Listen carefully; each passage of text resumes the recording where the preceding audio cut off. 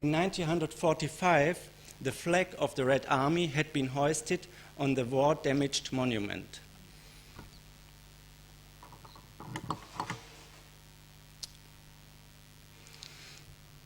The national monument was now located at the borderline between East and West in the Soviet sector. The negotiations regarding a restoration of the gate, which were started in 1949 between the representatives of both sides, proceeded rather slowly. The repair works initiated by East Berlin side in 1951 were stopped after 1 year. On the left-hand side, it's the beginning of the restoration.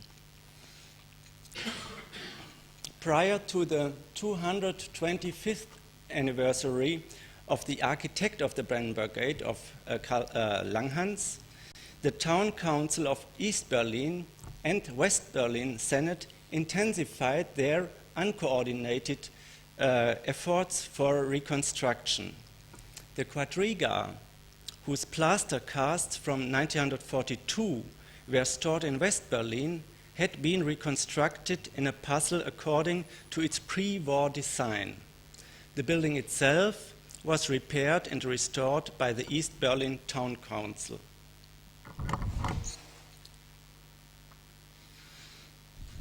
In summer 1958, the quadriga was transported to East Berlin. On the right-hand side, you can see it's already in the eastern part of the city, where it was brought from the western part.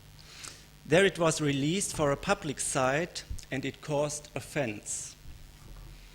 The restoration of the historical military and power signs of the Iron Cross and the Prussian Eagle were criticized and strongly rejected in the eastern part of the city.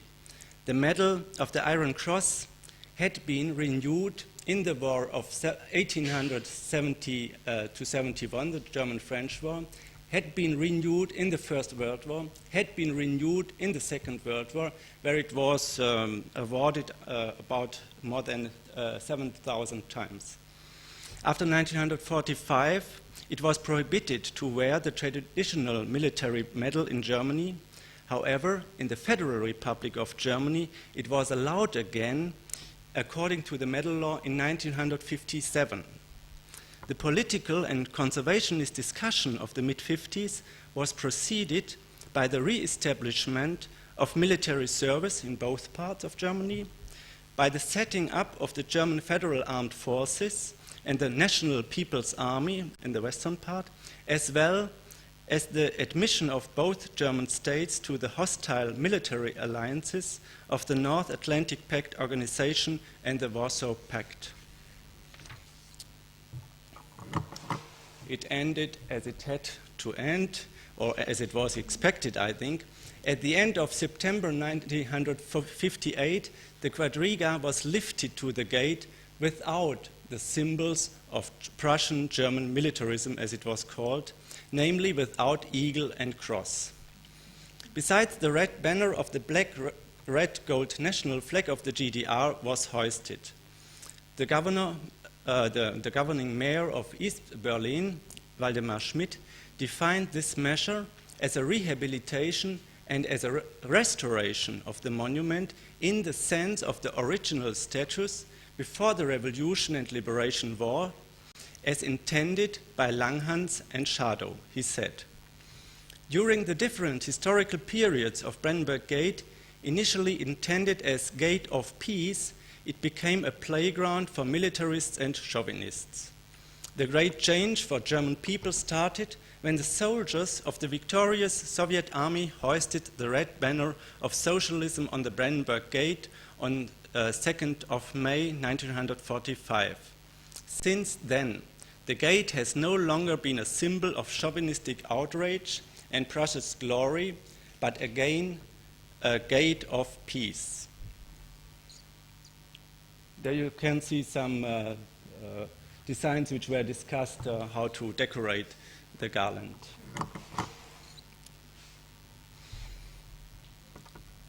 There are plausible explanations that the restoration and the modernization of the monument after the fall of the wall are a result of Western victory mentality.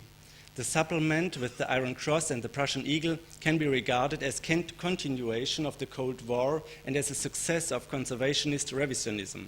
However, this example process should be worth a second thought. At least one should doubt this explanation pattern when reflecting the wide memorial consent between politics and society regarding most of the traditional buildings in the former Soviet sector of Berlin. Their conservation and restoration after World War II were also a contribution to cherishing a socialist heritage. The reconstruction of monuments at the Baroque Linden Forum, for example, which can be understood as a monument of the 18th century, as well as a monument of socialist acquisition, are still much appreciated, although they belong to the most important propagandistic presentation of the Stalinist era or the Soviet-dominated era. Moreover, the German government and the Senate of Berlin still support the banishment of the marble statues of the generals of the liberation wars against the votes of the conservationists, and thus they seems to be in the anti-militarist tradition of the GDR, instead of returning these outstanding sculptures of the 19th century to their historical place in front of Schinkel's Neue Wache. On the left-hand side, you see Schinkel's Neue Wache and the marble statues of Scharnhorst and Bülow, and on the right-hand side, the situation today.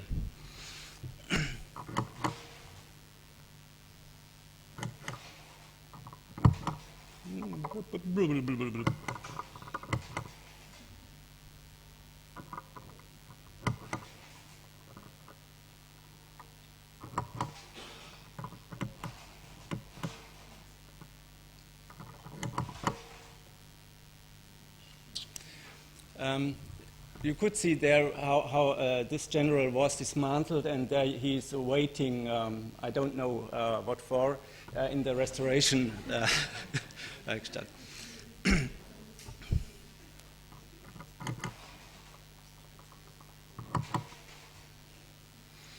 There are plausible explanations that the restoration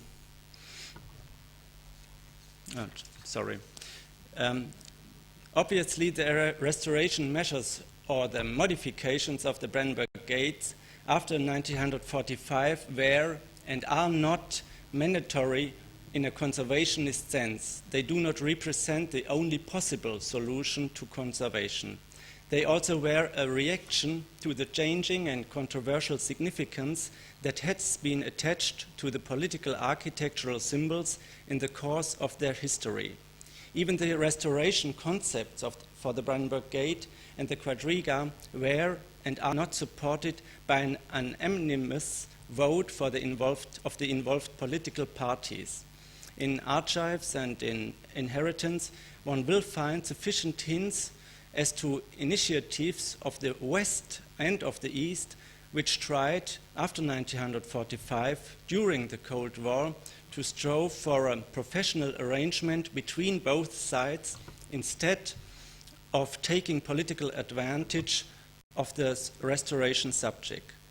And among the West German critics in the supplement of the Quadriga after 1990, there are even members of the Christian Democratic Party that requested that in the future the national monument in the reunited Germany should remain without military badges of honor.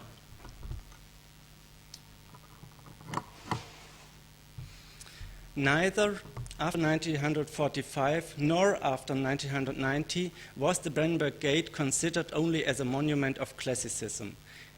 Also, it had always been considered the heritage of the predecessor states, and after the end of the Third Reich and of the German Democratic Republic, the Brandenburg Gate and the Quadriga needed always a substantial restoration or conservation. This conservationist need for restoration was linked with a political volition to restoration.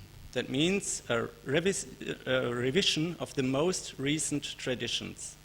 The restoration was to disclose or to renew those traditional layers that could be read as a political and cultural distinction between the successor states and the predecessor systems. The result was not only an elimination of unwelcome memorial interpretations at the historic site, but rather a type of historical didactic preparation for the updating of the memorial message. The Brandenburg Gate owes its rank of a popular German national monument not only the great artists being involved in the construction in the 18th century, but also to its continuous modification in the course of history. The history of restorations of the Brandenburg Gate has not brought us closer to the original or to the historic truth, but the current restorations have brought the monument somewhat closer to each generation. Thank you very much.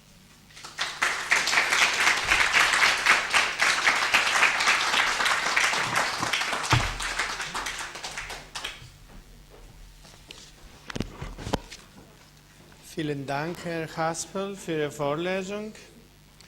Ich wusste nicht natürlich, dass die Reichstagsgeschichte, die Restaurationsgeschichte der Quadriga so eine eng Verhältnis hatte mit der Geschichte der Stadt Berlin. Thank you very much for your paper. I didn't know the fact that the restoration history of the Quadriga had such a reflection, in fact, of the history of the city of Berlin. Of course, we should be very careful with political symbols and changes that, in fact, occur through restorations or political changes in the philosophical concepts used in conservations or restoration. Going on with our thematic, the first thematic, which is that of restoration of restorations, we come now to something that could be considered even a political symbol in this country, the Queen's House. Clive England, an architect, working together with Thomas Ford in partnership, has been working between 87 and 90 at the restoration of the Queen's House in Greenwich. He has been involved with his office in many projects of restorations, and I will invite him to kindly talk to us about Inigo Jones's adventures with the Queen's House restorations.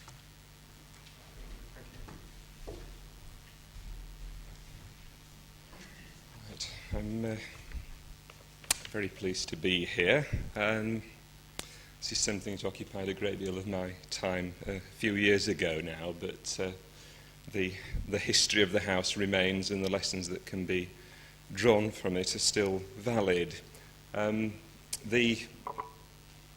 just try and get this. Yeah. Good, I'm the first one to do that. The Queen's House at Greenwich is now celebrated as one of the most significant buildings of English architecture, recognised for its innovative role in the development of the Palladian style and felt by many to be Inigo Jones's masterpiece. Yet within the birth of the Queen's House was as troubled as its later history. 20 years elapsed between the start and completion of the work, including a gap of 10 years in which no work was done, and a change of both client and brief. Within only 20 years of its completion, and with Inigo Jones dead, the house was significantly altered to suit a quite different purpose. During the 18th century, the building was successively used and neglected. During the 19th, it was extensively and insensitively altered. And during the 20th century, it has twice been restored. It is impossible to assess and compare these two restorations without first understanding something of the history of the Queen's House, particularly the significant changes of the 17th and 19th centuries. It is also impossible to compress into the time available some 380 years of history and 2 major restorations, which between them covered a period of 10 years, but that is what I'm now going to attempt to do. To return to its origins, the design of the Queen's House was a complete departure from the established architectural styles of its day, at the cutting edge of 17th century design, if you like. Its plan, a response to its unique location and purpose, would have been unusual in any century and was to have a major role in its subsequent history. The house was conceived as a link between the Tudor Palace of Placentia, which lay beside the River Thames, and this is a view looking from the Thames towards Duke Humphrey's Tower, which is where the Royal Observatory is now sited, and the Palace Gardens, which lay to the south. And this is looking back down. The small gatehouse there is thought to be the future site of the Queen's House. Unfortunately, these two royal areas were separated by the main public road from Deptford to Woolwich, and Inigo Jones's design was essentially for 2 buildings united by a covered bridge. Small wonder, perhaps, that even by 1617 the building was being described as some curious device of Inigo Jones. The exact use of the house at this period remains unclear, but it seems most likely that its intended use was as a place for entertainments and receptions, and for viewing hunts in the Royal Park.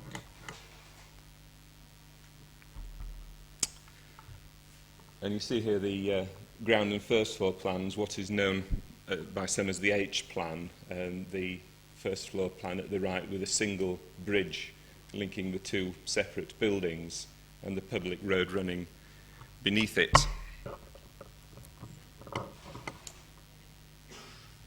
And that's a view of the south front overlooking the park.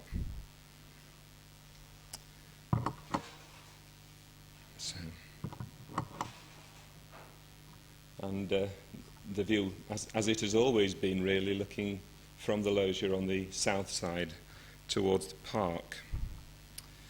Inigo Jones was commissioned to design the building for Anne of Denmark, wife of King James I. Building work commenced in 1616 but stopped 3 years later at Anne's death, with only the basement and ground floor constructed.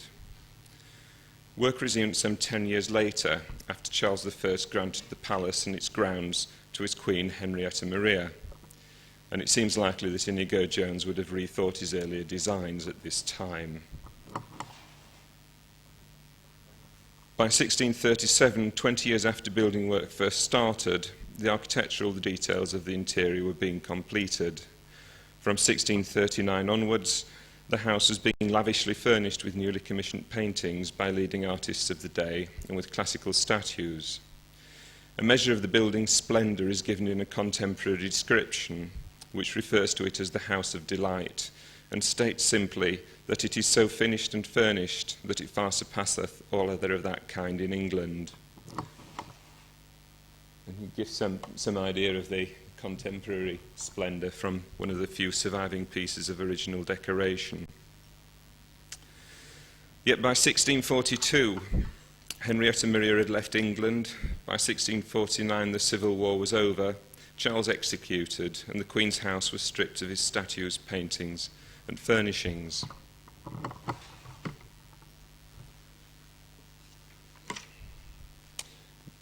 By the time of the restoration in 1660, the Palace of Placentia, which you remember was by the river, was unusable.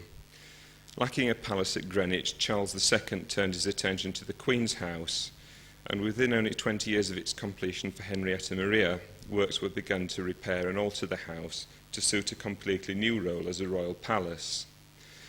This change was achieved primarily by the addition of the east and west bridge rooms, set either side of Jones's bridge room. And you can see on the far right the new first floor plan now with 3 bridges cutting across the road, which still at this date passed beneath it.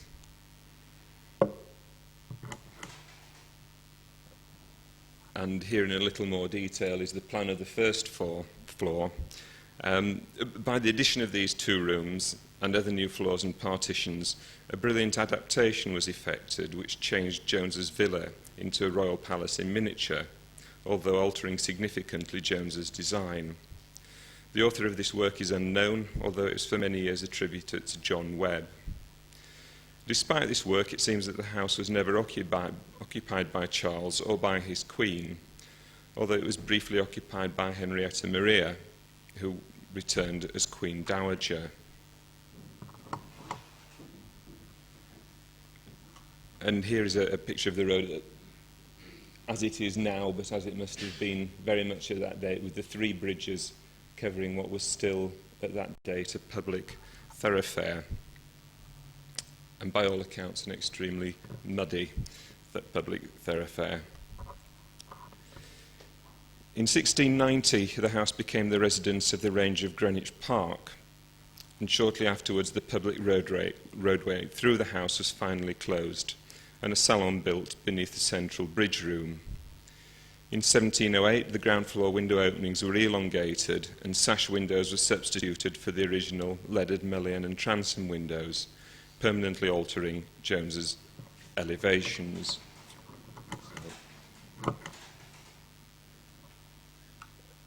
And in the background here you can see the beginnings of what is now the Royal Naval College, and the Queen's House straddling the public roadway, which was enclosed by high walls. The 19th century saw the nadir of the whole history of the Queen's House. Between 1806 and 1821 it was occupied by the Royal Naval Asylum, and the house was divided into 5 residences. Drastic structural alterations included the subdivision of rooms both horizontally and vertically, and the construction of a dormitory on the roof above the central bridge room. Colonnades were constructed against either side of the house, together with the buildings which now form the National Maritime Museum. This is a section of the house as it was in the 1930s. You can see the extent of subdivision and infilling in those grandly proportioned rooms. From 1822 to 1933, the house was occupied by the Greenwich Hospital School, who commissioned even further alterations and mutilations. The courtyards were vaulted over at first floor level, and gangways were built between the 2 halves of the house. The Great Hall was lined with plywood panelling, and a basement was excavated below the whole of the southern half of the house. The middle salon of the 1690s and the rooftop dormitory were both demolished at this date, and a large stone training ship was constructed immediately in front of the house. A bizarre sight. The building was vacated in the 1930s when the Greenwich Hospital School moved away, and the importance of the building was at last being recognised. But this work had, as well as being a restoration, other undertones as to its objectives. And to quote George Chettle, who was responsible for this restoration, in his volume for the Survey of London, he says that, as an historic monument, the preservation of the Queen's House is assured, but its destiny is not that of an empty shrine. The Queen's House will become a casket for the safe custody of the records of men and ships, which have been preserved from the earlier days of the Tudors and Stuarts. And that was really the guiding philosophy of their work. Before this work started, the HM Office of Works made a complete survey of the building, and works were begun to restore it as the centrepiece of the newly formed National Maritime Museum. These works, carried out under the direction of George Chettle, represented an extensive and drastic programme of restoration, clearance and repair. The extent of Chettle's restoration is now hard to appreciate without reference to photographs of the time. However, with a few notable exceptions, the majority of the visible surfaces are his work, and much that is now taken for Inigo Jones's work is in fact no more than 60 years old. And on this plan are marked the majority of Chettle's alterations in red. Such a project would be approached with some trepidation today, and probably with a great deal more circumspection. However, the building which faced Chettle was not one which had been enriched by an accretion of history, but rather one which had been subjected during the 19th century to an extensive and ill-conceived mutilation to suit it to a utilitarian purpose. These alterations had obliterated both the clean geometric forms of Inigo Jones's design and the ingenious alterations of the 1660s.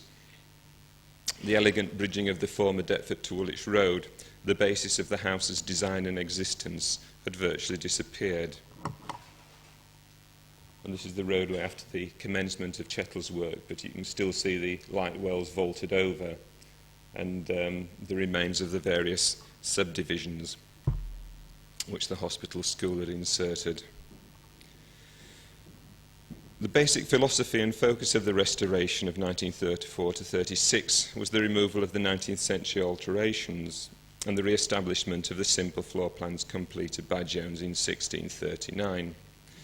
However, despite the abuses which the house had suffered, the sequence of rooms created when the east and west bridge rooms were built had survived the intervening 270 years. Remarkably, this even included the bedchamber partitions built in the southeast and southwest corner rooms and their ornate plaster ceilings by John Grove. In attempting to return to what was described as an original Inigo Jones plan, Chettle compromised these later changes, which it should be remembered were made in 1662 for Charles II, by demolishing the partitions and altering the ceilings. And this just gives some idea of the extent of Chettle's reconstruction. Everything in that photograph is modern work, 1930s work, from the floor joists to the roof. And again, the majority of the wall on the right of the picture, the whole of the ceiling coving.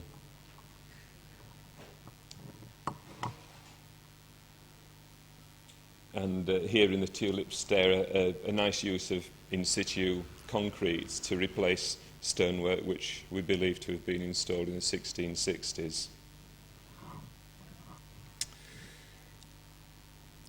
In making these demolitions, and particularly the removal of the bedchamber partitions, it seems there were several reasons for this, both philosophical and practical.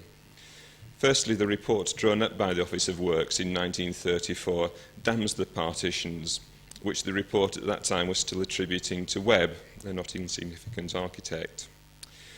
To quote, "Considering this plan," that's the plan of 1662, "from an architectural point of view, one is confronted with a series of anticlimaxes. The dignified sequence of rooms in the eastern range terminates in a room whose proportions do not accord with those of any preceding room, square in plan where the architectural scheme demands an oblong, presenting an awkwardness of space so gross that the elaboration of cornice, cove and ceiling only accentuates the discord.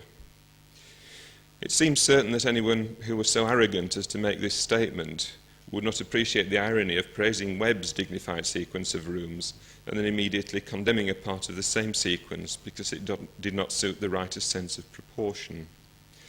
Secondly, to quote Chettle, these alterations had historic interest, but they seriously injured Inigo Jones's planning. We would, of course, now consider these alterations to be of major historical importance rather than simply of interest, and it might equally well be argued that the east and west bridge rooms injured Jones's planning even more severely than the much maligned partitions, although even the Office of Works seems to have balked at proposing their removal. Thirdly, and possibly significantly, the Queen's House is being restored to form the centrepiece of a museum and to provide gallery space. The bedchamber partitions created spaces which were inconveniently small for this function. If proportion and the recovery of Inigo Jones's spaces were so important, it is somewhat surprising that the plaster ceilings of 1662 survived at all, as they required substantial alteration to fit the enlarged rooms, and there was clear physical evidence that Jones's ceilings were neither so high nor coved.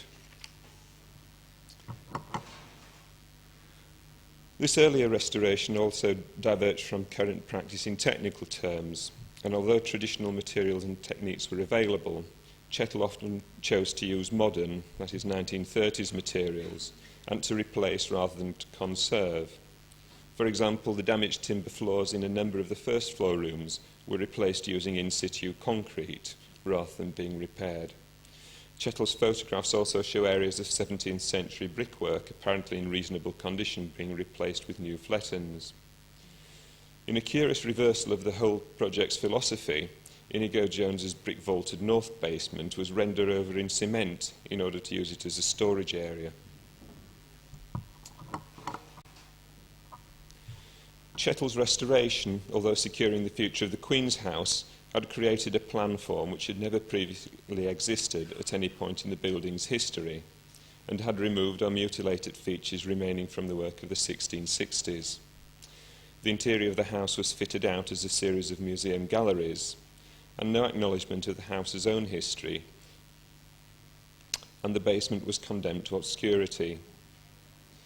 Such an approach would be unthinkable today for a building of this importance, and even if the display of an unrelated art collection was the price of securing a building's future, this would not be accepted at the expense of the removal and alteration of 17th century features commissioned by Charles II, and the loss of a unique set of royal apartments. Inevitably, were we able to start from the same point as Chettle, there would have been a far greater level of recording and analysis during the work. Given the significance attached to Jones's work at the expense of later alterations, we cannot know what evidence of these works may have been lost or left unrecorded at that time. This in no way detracts from Chettle's achievements, which were considerable given the time at which the work was undertaken, the programme, and other pressures about which we can only speculate. The work was accompanied by a great deal of scholarly research, and Chettle's volume for the Survey of London is still an important reference, as are his survey notes and his extensive record photography.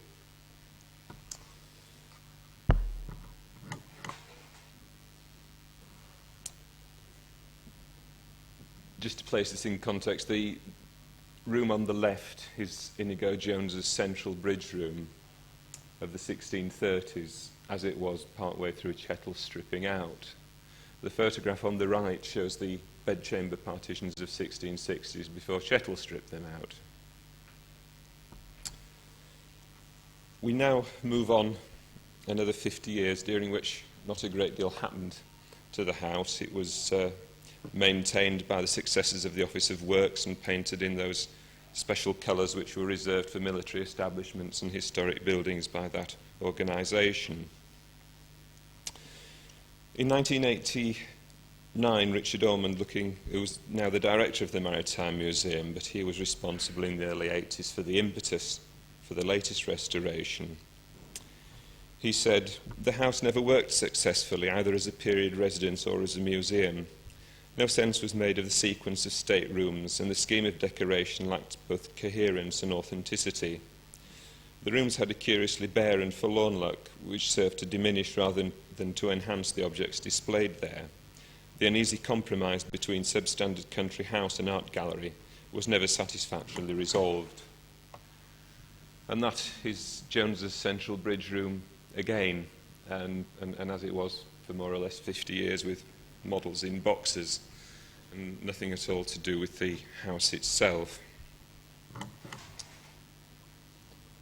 And this is the same room as the one that you see on the right, following its stripping back to some imaginative Inigo Jones form, and its furnishing with these odd bits of furniture which had nothing to do with it, either by association or date. By the early 1980s, 50 years of use as galleries had left the interior of the Queen's House looking shabby and institutional. The lead roof of the 1930s had failed due to poor detailing, and the services had reached the point where they were a danger to users, to the building and to its contents. It was clear that something needed to be done, although this could easily have been little more than a renewal of what was there already. To its credit, the museum decided to take the opportunity of the necessary work to examine the possibility of displaying the interior of the building itself, rather than continuing its use as a series of galleries. And a working party was informed, involving the Maritime Museum, English Heritage, the Department of the Environment, ourselves as consultant architects, and many specialists who were called upon to advise in specific areas, including such luminaries as Dr Ian Bristow and Professor John Ashurst. It was a fundamental principle of this work that whatever existed from the past should, where possible, be respected and preserved, and that new work should, if practicable, be both identifiable and reversible. The history of the house was researched from primary sources in the Public Record Office. The extent of the 1930s restoration was investigated, and a careful analysis was made of the surviving layers of decoration. This information enabled the fabric of the building to be analysed and dated, and presentation options to be considered, and it was concluded that it was feasible to present the house in a form in which it had existed historically, thus correcting what was seen as a major defect of the previous restoration.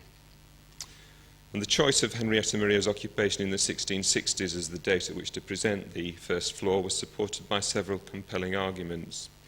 The east and west bridge rooms were constructed at this date and still survived, and the rooms thus created constituted the earliest surviving intact example of a formal royal palace layout in this country. Plans existed of the house in this form, and the bedchamber ceilings were still extant, although altered in the 1930s, and there were photographic records of what had been taken out at that date. The majority of the joinery features, either surviving or copied by Chettle, were stylistically of that period, and the use of the house at that period was also clearly understood, whereas there was no certain knowledge of its use prior to the Civil War.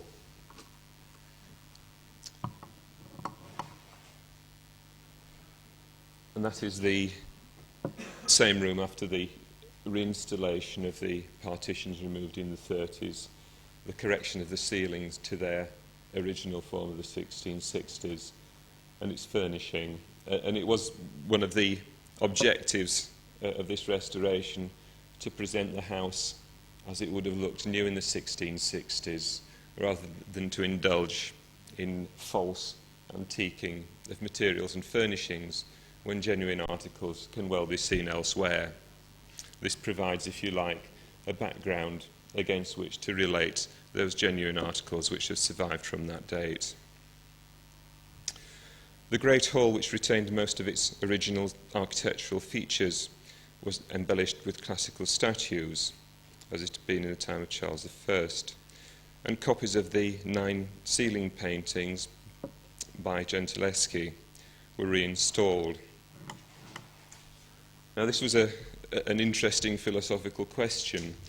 The paintings were painted for the house. They were there prior to the Civil War and probably removed in it, although there is no specific record. What we do know is that since the early 18th century, they've been in Marlborough House, where they remain to this day, and they had been quite badly mutilated in order to fit that building. And there was, as there had been in the 30s, a great debate about whether they should be returned, but in practical terms it is impossible, not least because they'd been in Marlborough House for many, many more years than they'd ever been in the Queen's House, and because it would have required a lengthy restoration to bring them back, and would have left Marlborough House without its ceiling. So eventually, using modern technology, including computers, to recreate the missing parts of the paintings, and that wasn't it. The ceiling was recreated, and this created a great deal of controversy at the time. People even arguing for some bizarre reason that a new painting ought to be created which looked nothing like this one. Why this should be a good argument when it was one of the few things in the house whose exact appearance was known, it escapes me, but that was one of many theories at the time. The ground floor service rooms were treated simply and used primarily to display items of the 17th and early 18th centuries. And the basement, one of the most important and altered areas of Inigo Jones's early work, was restored and opened up for the first time. And this is fairly typical of the condition of this important early 17th century basement as it was left by the 1930s restoration and by subsequent services work.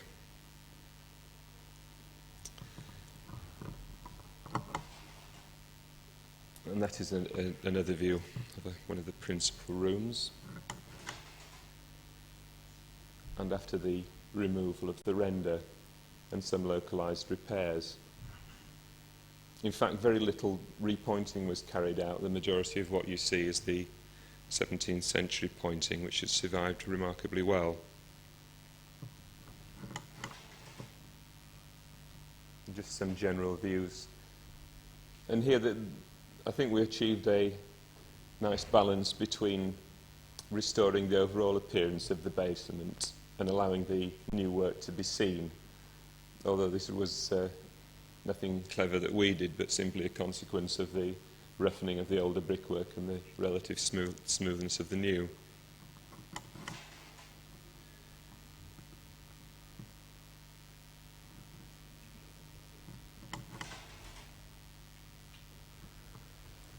And just returning to the first floor, this is some more of the specially woven wall hangings which were recreated for the house. No pretense was ever made that this was anything other than a recreation of the surface finishes, but in fact all that they cover is Chettl's 1930s plasterwork, so we felt that this was something which had added rather than subtracted.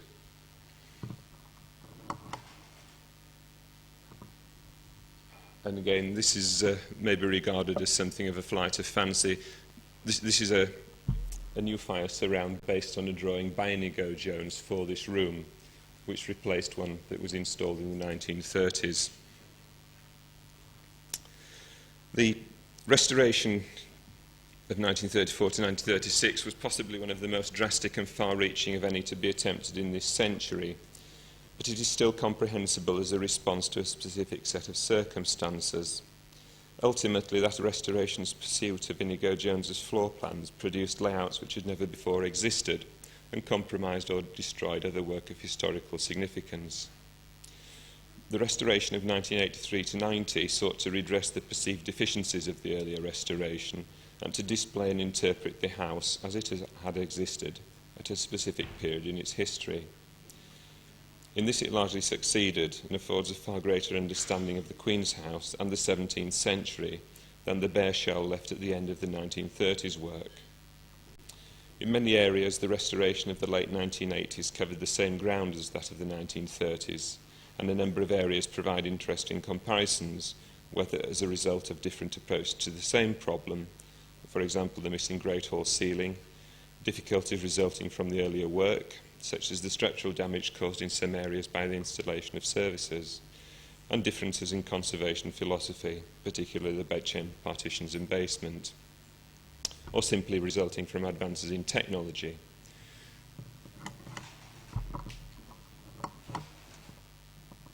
And this is one of the technological advances, not available to the 1930s, that we were able to recreate period light fittings which were enhanced by fibre optics technology to allow evening use of the house without introducing visible modern fittings.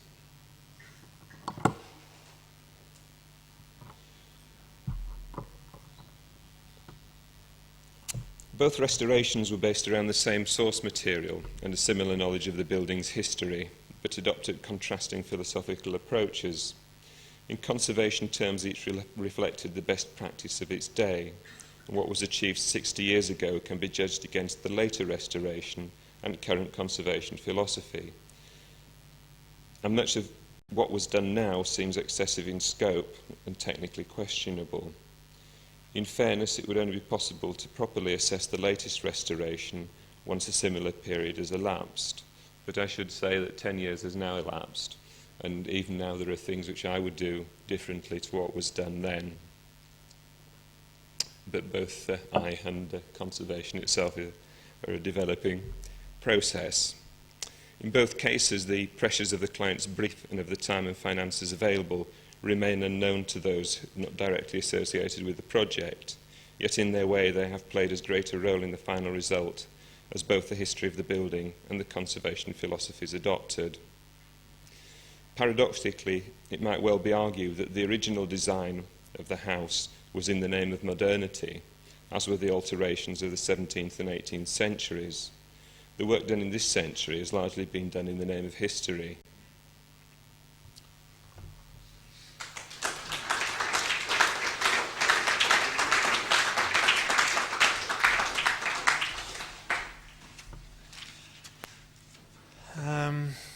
Thank you very much, Clive England, for a very interesting discussion about the Queen's House restoration. It is quite interesting, in fact, to see how different approaches to the same program between preservations happened in 1930s and 1980s produce totally different results.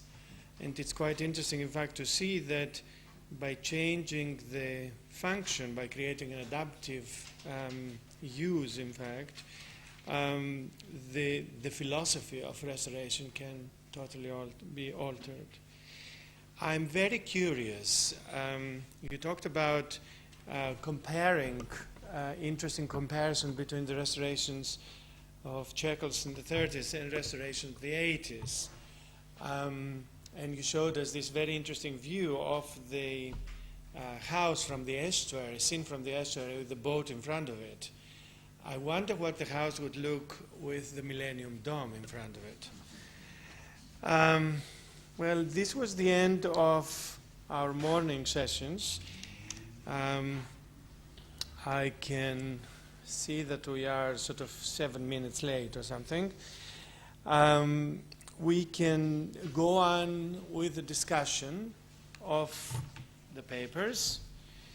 If there are some questions from the audience, we can open the discussion now, and I will invite the participants to answer the questions. Are there any questions? Yes, please.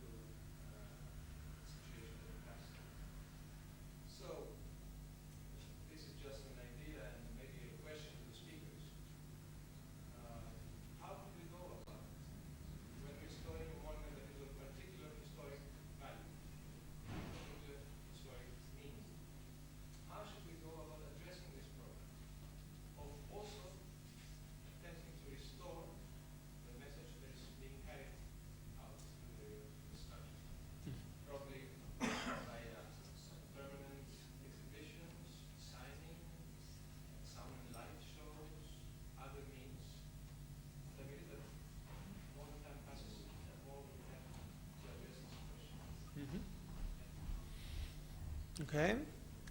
Any of our speakers would address or try to answer this question? Or anybody else, in fact?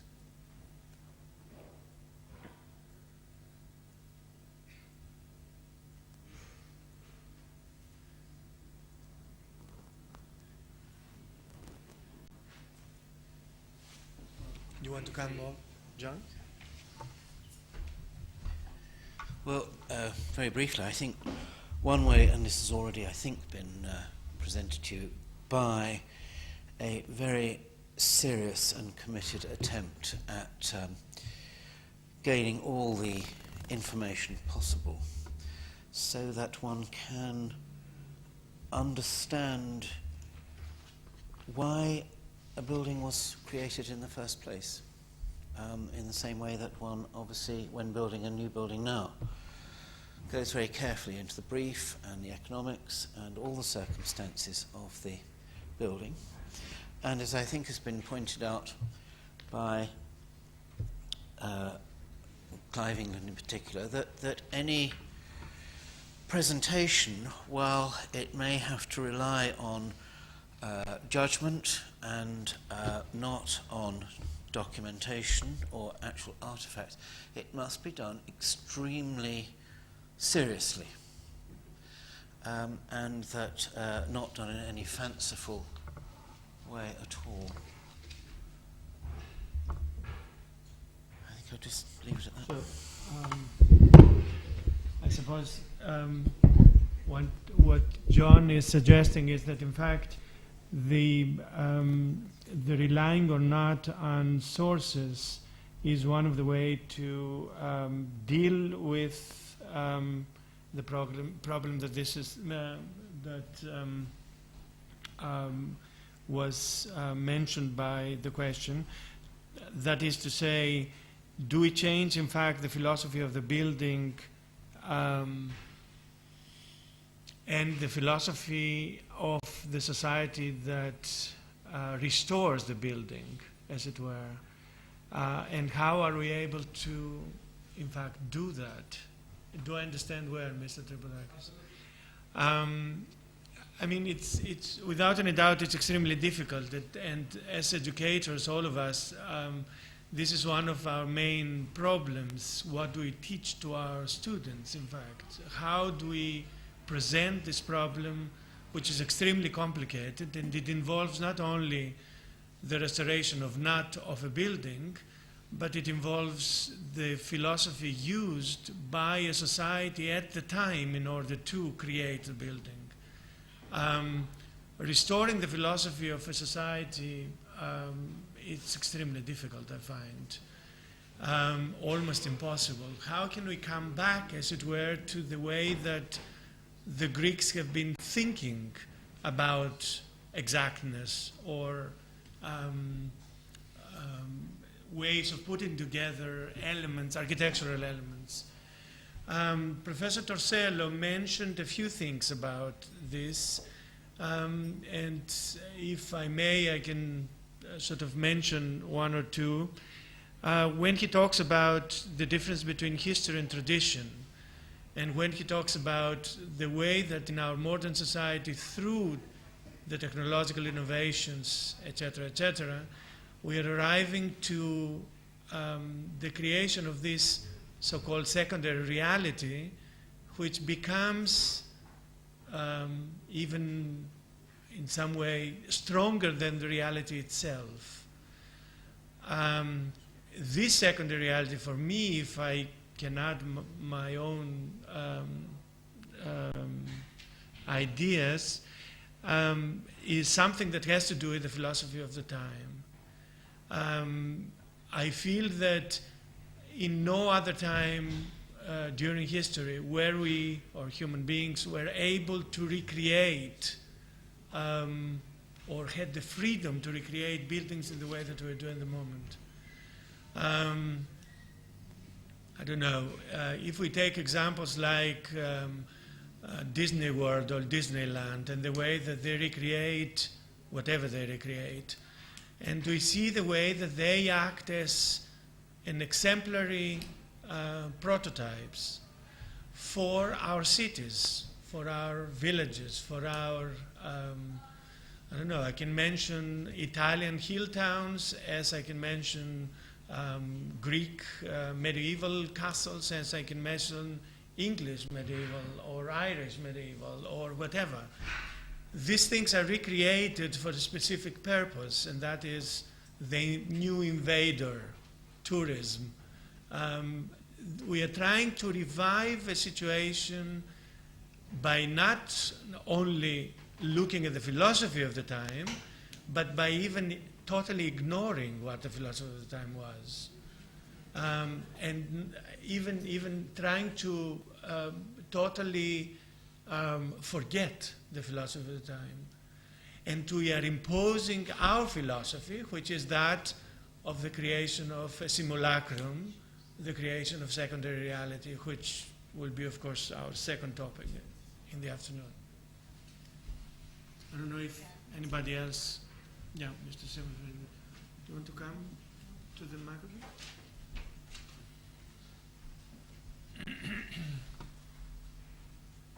I think the question raised by Mr. Tripodakis is quite a relevant one, and actually I think that it raises another series of thoughts that could bring the issue of restoration today, or restoration of restorations, as a very contemporary issue, even in discussing architecture, contemporary architecture and culture. And Professor Torsello pointed out this when he said, if I'm not wrong, that the issue of restoration is basically a hermeneutical issue. It raises the issue of a hermeneutical understanding of history, tradition, memory, and so on and so forth. But therefore, we have a paradox, I think. We have a paradox that we have basically something that we could call a fragmented body or a stratified body. By that I mean buildings or groups of buildings that we find in pieces, or that we find them with all the different stratification that historical time or development has brought into them. And that we have to deal with them and to restore, apparently, them. And then, of course, a lot of ideological debates, as you know very well, could evolve. For example, I don't understand why there is a problem in maintaining the 20s interior in the post office in Dublin. I found it actually quite interesting and very excellent. And I believe that we should focus on three different attitudes, because one thing is the issue of technique. For example, we can understand a lot by the restoration of restorations if we focus on the issue of technique. Also, that was one of the points that Professor Torsello pointed out, to understand the ways by which certain cultural products, by that I mean buildings of course, were done in their own time, and to try to understand through technique something about the history of these products. The other one is the issue of use, and I believe this is a very important issue, because nobody raised the point if an old monastery is restored and is reused as a university, for example. Nobody really raises a big issue about this, because, or nobody even raises a big issue when old industries are restored and used for exhibition centers or art spaces, as it is very much the current fashion nowadays. But a lot of issues are raised when we have monuments with not particular use as spaces, which are restored, and then we have the problem of their cultural image, or the question of their symbolic message, as Mr. Tripodakis said it out. Then we have a lot of problems, I think, and a lot of debates that we could raise. But I think that it is interesting to have in our minds that when we talk about restoration or restorations, we can focus on these three different, let's say, sub-chapters, vis-à-vis techniques, use or reuse, and the question of the cultural image or the message. And then our discussion could be a little more focused on different aspects. Thank you. Any more suggestions, please? I just wanted to make a couple of observations, really. One is that we keep focusing on buildings, but buildings are only a reflection of part of a culture. and really to understand or interpret a building without also understanding the culture, we're doomed to failure. We can only do our best. And the second thing is that with many of the buildings we've talked about, for example, the Queen's House, but many others, they represent a particularly rarefied strata of their particular culture, which even people of the time probably didn't understand. So the problems for us in understanding them now are even greater. And finally, just returning to the question of continuing use, that it is much easier for a building to have a continuing use, provided it is in harmony with the building and doesn't destroy it, rather than for a building to have no use and to simply become a monument. Thank you. Any more? Yes, Mr. Zampas?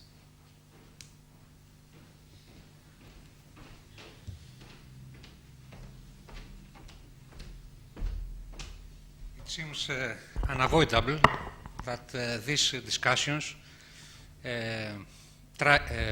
go to a philosophical aspect. Although our work as architects and engineers is basically practical, and usually we have to face practical questions, not deriving directly from theoretical, from principles, from theoretical aspects, but always the Italians say caso per caso.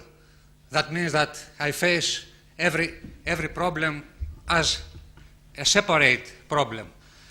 But it is obvious that when you have to do with monuments, with the value, the history, the age, not only Parthenon, but all the other buildings, it is unavoidable to think philosophically. My presentation was more technical, let's say, but I would like to note that when we restore both the material and the messages too, as Mr. Tripodakis say. The value of accuracy. The value of accuracy of 1 to 10,000 of the Parthenon is the same with the aesthetic value, the aesthetic value of this achievement, of this architectural achievement. It could not work in another way. They could not perform an entasis of columns of 17 millimeters over a height of 10 meters if the accuracy of the constructional accuracy of the drums would not be so high. So, especially for the Parthenon, I think that working with accuracy, trying to find the original